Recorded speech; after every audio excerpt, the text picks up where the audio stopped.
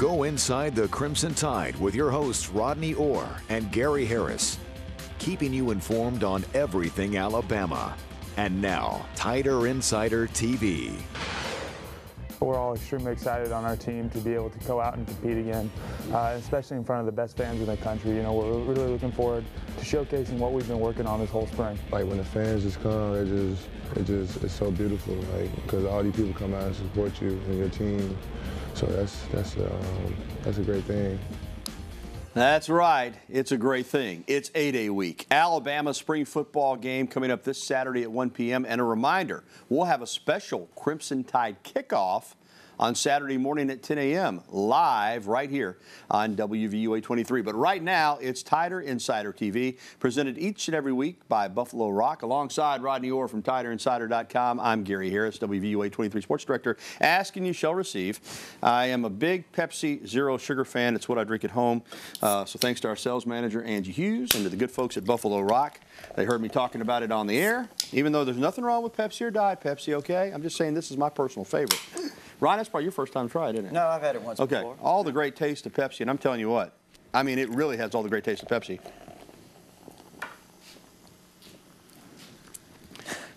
The best thing, zero sugar. Try some. You'll love it. All right, Rod, there are a lot of storylines that we're keeping our eyes on as the Tide wraps up spring practice. Practice number 13 today, 14 on Thursday, then 15 the spring game on Friday. But something that we have to address, and it's part of football, I understand it, but it is troubling, injuries, especially on offense. Sophomore quarterback Tua Tagovailoa continues to have problems with that left hand, re-injuring it on Friday, and Nick Saban gave an update on Tua following last Saturday's scrimmage. Tua had a little setback yesterday with his hand. So, you know, the doctors are trying to evaluate the best course of action and what we do with him the remainder of the spring. We're going to try to protect this and make sure that this thing is not going to be an issue for him in the fall. Now, Tua was at practice today in full pads, but there is some wrapping on that left hand. We didn't see him throwing the ball during the media viewing period. My guess is he probably did not throw it, Rodney. And certainly he's a question mark for 8A. The last thing you want to do is aggravate that thing more. Also question marks, wide receivers Terrell Shavers and Jerry Jeudy.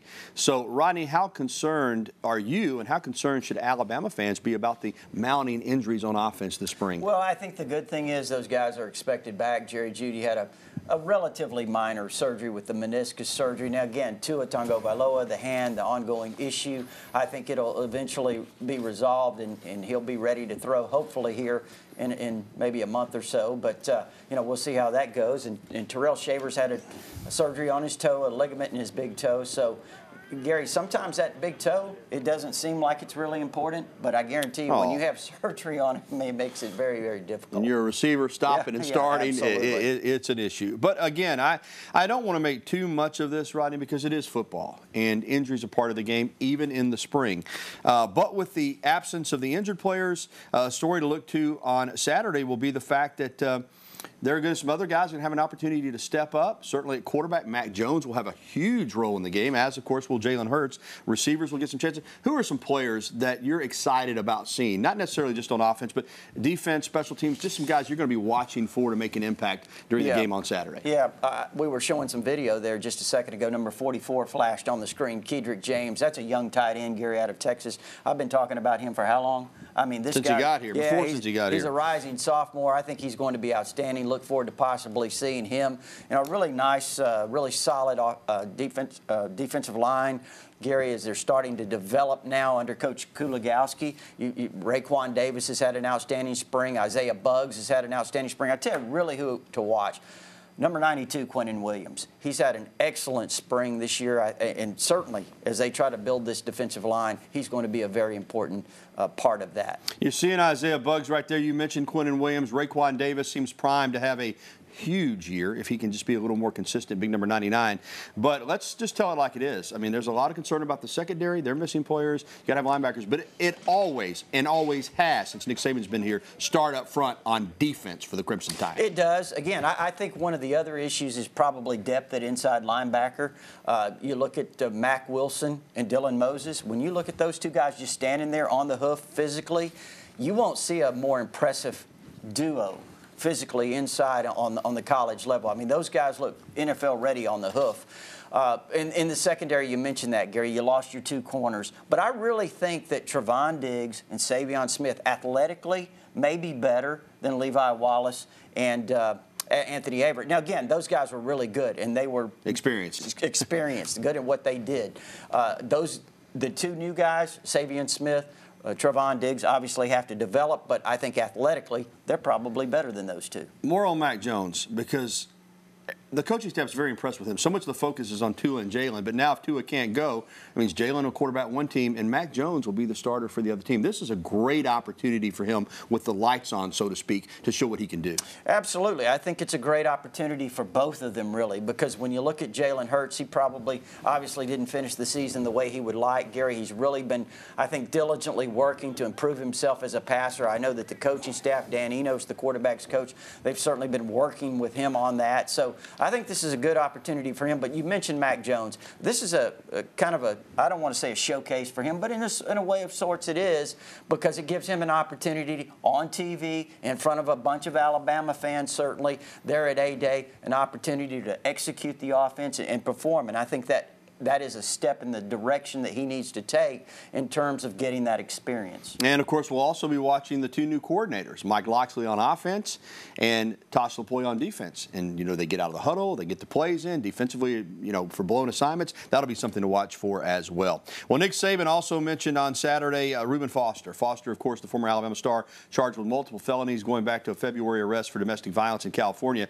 And Saban said while the team doesn't condone the behavior, they do support their former player. Right now, the 49ers are not allowing Foster to be part of team activities, but he has not officially been suspended. Now, this is a controversial topic, Rodney, and, you know, I knew Ruben Foster to be a very engaging young man, but he has had some off-the-field issues, and this is a touchy subject, but I don't have any problem with Nick Saban saying, listen, we feel for the alleged victim. We feel for everybody involved, but we are going to support our former player and hope that he gets the help that he needs and maybe comes through this okay. I don't see any reason that that's a problem. Yeah, you know, when you look at the issues that he's having right now, and you also look back to Rolando McClain and the issues he had, you know, I think the program they run here with the structure and all of those things that they provide, you know, did a fantastic job because, like you mentioned, Rolando McClain was not in a lot of trouble here. Neither was Ruben Foster. I mean, those guys were, you know, did outstanding jobs. They were team leaders, captains, and all of those things while they were here in the structure of this program. And I think the problem is when they get off on their own, Gary,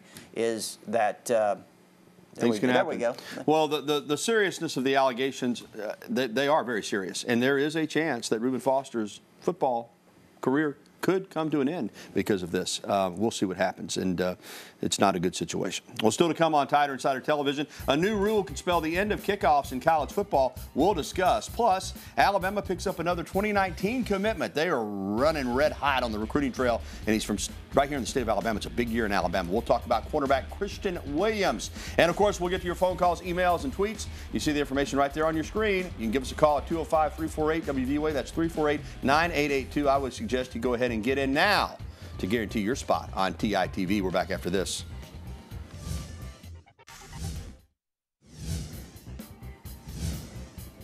Congratulations are in order for gymnast Kiana Winston and swimmer Luke Kalizak, who were the big winners at last night's Crimson Choice Awards. Winston and Kalizak won the Paul W. Bryan Awards for the top female and male student athlete. The football and gymnastics teams won Teams of the Year. Nick Saban and Dana Duckworth were Coaches of the Year, and Mika Fitzpatrick was the A-Club Athlete of the Year. And welcome back to Tider Insider TV. I'm Gary Harris, along with Mr. Tider Insider himself, Rodney Orr. Now, Alabama picked up a football commitment yesterday, another really highly rated player, 4-star cornerback Christian Williams out of Daphne High School. The head coach of Daphne just happens to be one Kenny King, former Alabama All-SEC defensive lineman. Rodney, what do you know about Williams? I'll tell you, I like the kid. First of all, you like his height, 6'1", athletic ability, about 180 pounds, but he can get bigger. I'm telling you now, these true cover corners are in demand, and he looks like he is a good one. Yeah, first of all, what's scary is I remember when Kenny King was a top-notch prospect down at Daphne High School. We talked about him. And I was covering the guy, you know. So time really flies. Christian Williams, outstanding player. You know, the good thing about Christian Williams is this.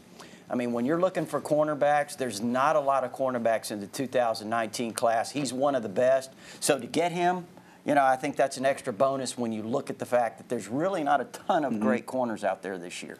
As a player, he seems to have the quick feet, good hips, physical enough to play the ball at the point of attack against these big wide receivers. We're going to watch a little video of him here. Again, cornerback is very much a developmental position, but he has the tools and he's well coached there at Daphne. You know, he reminds me of Jalen Armour-Davis from Mobile St. Paul's, who signed in this past class. You know, Gary's got, like you mentioned, he's got the long frame, athletic, can play, you know, do a variety of things, really versatile. You know, when you talk about Christian Williams, you talk a top quality high school cornerback, and again, there's not a lot of those in this class. 7 commitments now, Rodney. All 4 stars or better. A long way to go, but this is shaping up to be a huge recruiting haul in 2019. I think it really is. And yeah, we're 8 plus months away from the early signing period, so you never can tell what might happen. But it certainly looks like, Gary, I think Alabama's going to have a fantastic year. Real quickly, starting this fall in college football, what I think is another dumb rule, you know, just move the thing up to 40-yard line and let them kick it in the end zone, touchback, or if you want to try to play the pooch kick, then at least you have an opportunity. Now, with this new rule, you can fair catch the ball in the field of play inside the 25-yard line. In other words, if it's a great kick and some guy runs up to the 11-yard line to catch it, he can just raise his hand and they get it to the 25. I don't like it, Rodney. That's my point of view. Quick thought from you. No, I'm with you. I think so, and I'm watching this right here. You know, they're talking about safety. You saw the hit that Mack Wilson put on the Speedy Noyle from Texas A&M a few years ago. You remember that one? I think, you know, Gary, that's one of the things they're hoping to try to eliminate some of that. Yeah, and I know it's for safety reasons, but I don't know. I just think it's a big part of the game. And that was a clean hit, let me be clear. They're taking away from us. All right, the Alabama baseball team is back in action at home tonight after a rough series in College Station. A&M swept the Tide, capped off by an extra innings win in the series finale on Saturday. Bama fell to 21-16 overall, 5-10 in the SEC. The Tide is currently hosting Samford at the Joe. We'll have highlights for you coming up tonight on WVUA 23 News at 10. The softball team also dropped a road series this past weekend. The Tide took 1 game at Arkansas, the Friday night game, but dropped the next 2. Alabama 26-13 on the season, 7-8 in conference play. The Tide is home for a midweek game against Southern Miss tomorrow night. Then Tennessee comes to Tuscaloosa this weekend. Well, still to come, it's championship week for Alabama Gymnastics. Hear from a pair of seniors about what the goals are heading into this weekend's meet. And next, your phone calls, emails, and tweets. Again, the information on your screen, 205-348-9882. There's the email address, TITV@WVUA23.com, or tweet at us. Use that hashtag TITV so Brandon can find your question or comment. We'll hear from you, Tider Insider Nation, right after this.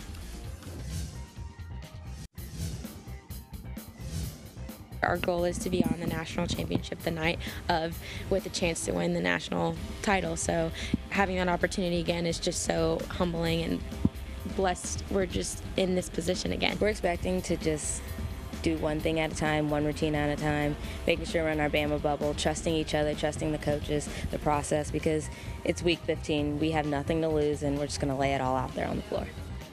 The NCAA Gymnastics semifinals are Friday in St. Louis. The top 6 teams advance to Saturday's Super 6 National Championships. And we are going to advance to the phone lines right now and talk with our pal, John, over in Bessemer. John, you got it, man. What's up? Gary, what's going on, buddy? Oh, you know it. Hey, man, I'm gonna try to come to that game Saturday if I can get away. Don't have to watch it on TV. Anyway, I want to call and find out about our defense. Is our defense gonna be real good this year, or what? Later, dude. All right, later, dude. Rodney, the defense, how good will it be? Does Nick Saban ever have a bad defense? Never has a bad one, but you know, in the pantheon of great Alabama defenses, where did this one have a chance to rank? They hold the defense around here to an extremely high standard. I think, John, they're going to be really good as they kind of mold together. Again, you have a lot of new coaches. You only have one coach on that side of the ball back. That's Tosh Lapoy, who's now the defensive coordinator. So I think there's a lot of chemistry there. It's being developed this spring. And you know, Gary, when you look at it, though, I think they're going to be strong up front, maybe some depth issues. We talked about the inside linebacker, some depth issues. But I think they're going to really be able to rush the passer. And when you look at that young secondary, they do have a lot of athletes back there, a lot of quality players. But again, I think it's the experience factor. That's what you worry about in that back end. All right, CB, right here in T-Town. He's certainly part of Tider Insider Nation. What up, CB? Not much, my friend. I tell you, I want to shout out to Chris Stewart. I appreciate the information about you and Rodney told me years ago what a fine fella he was. Absolutely.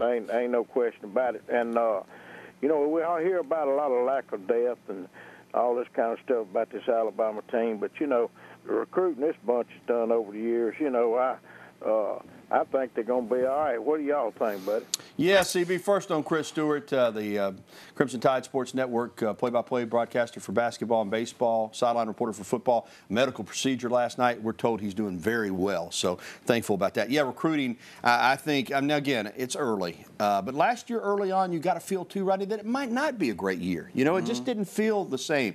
This year, I feel like they're going to blow it out of the water, man. You know, last year some things happened. Obviously, you had some coaching transition that I think hurt you on some really good players, CB, at the end. I don't think it was a great year overall. I'm talking about talent nationwide. I thought the class was really down, Gary, and I think the 2019 class overall, talent-wise, the talent pool is much, much better than last year. But as far as the recruiting they've done here over the last few years, I mean, obviously it's been, you know, second to none. I mean, the only school that I think is really kind of close might be Ohio State, talent-wise. All right, thanks for the phone calls. Coming up, a future Alabama basketball player wins a national award, and we'll tell you what that is. Plus, more of your phone calls, emails, and tweets, so you can still get through. 205-348-9882 is that number. There's the email address, or you can tweet at us using the hashtag TITV. We're coming back with more on a Tuesday night from right here inside Bryant-Denny Stadium. Stay with us.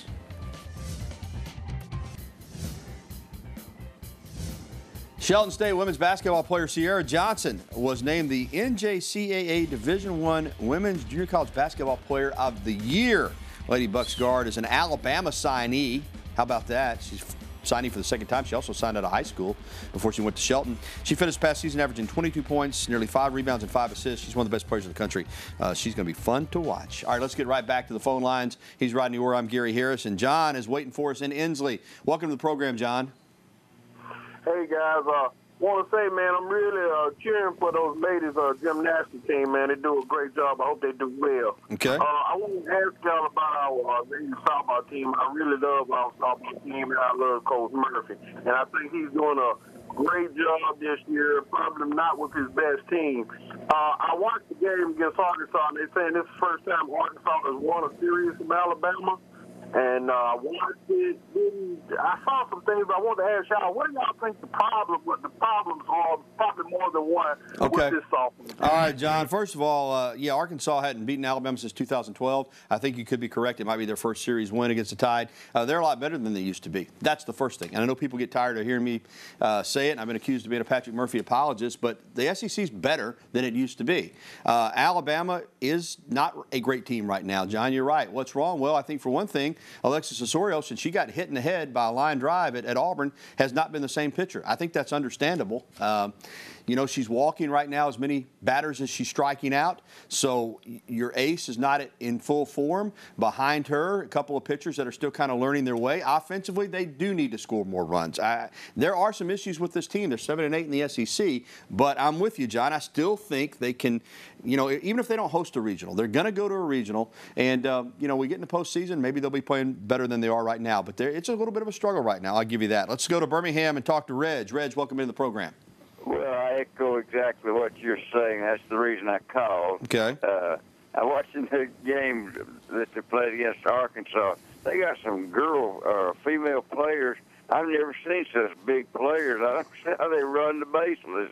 They never get a hit. And then the pitcher, Osorio, when she starts walking, you best pull her out because she's going to start walking. All right, Reg. Go ahead. They had the other night. I'm telling you, I don't see how she got to the mound. Well, Osorio right now, the walks, she's going to have to cut down on them. There's no doubt about that. And offensively, I do think, you know, they're going to have to be more productive because I don't think you can count on Osorio right now going out there and beating people 1-0 and 2-1, Rodney. So, you know, this series this weekend against Tennessee is a big one. If they can win that series, I think it'll put everybody back in a good frame of mind. So yeah, and I think you hit on a point, you know, Gary, and I know a lot of people don't want to talk about it, don't want to hear it, but the competition is really ramped up in the SEC. It's you know, everybody now has a good program, and I mean, that's just kind of the way it is. It's becoming more competitive, so things have leveled off a little. All right, David is in Tuscaloosa. Hey, David, welcome to the show. Hey, guys, how y'all doing? Roll Tide. Yes, sir. I just want to mention how excited I am about A.J. McCarron going to Buffalo Bills. I mean, you couldn't pick a better quarterback or person to represent the University of Alabama. And Not to mention that he's got Brian Dable, and I just wanted to hear y'all comment about all that. If you would. David, just like you, I'm excited. I mean, it's his time. He's waited 4 years. He's backed up a guy in Cincinnati and Andy Dalton who, quite frankly, I thought this past year, A.J. should have been given a shot to quarterback that team. But you know what? He's been patient. This is his chance. He's going to have to compete now. I think the Bills are going to draft a quarterback in the first round. I feel that coming on. But A.J. just wants a chance, and I'm with you. I think if given an opportunity, he can be a starting quarterback in the NFL. But he needs to make the most of this opportunity right now. Well, you talked about the competition. You know, that's one thing A.J. McCarron's never shied away from. I mean, the guy's a competitor, and you know, Gary, certainly when you look at him, he has bided his time, and this is an opportunity for him, and I think he's ready for it. I do too. All right, let's take an email from Chris. Could you comment on Jason Jones, and do you think he'll wind up at Alabama? That's a kid over at Calera, I think. He's got a 2020 class. Yes. Rodney, tell me about it. Well, actually, he could be the #1 defensive lineman in the entire class next year, countrywide, nationwide. And also, he's an outstanding offensive lineman as well. He plays for former Alabama quarterback Andrew Zhao, who's the head coach there. And I think Jason Jones is an outstanding prospect. Again, a lot of schools coming after him. Will he end up at Alabama? That's a long way away. He's one to watch. Thanks for the calls. We're back with more right after this.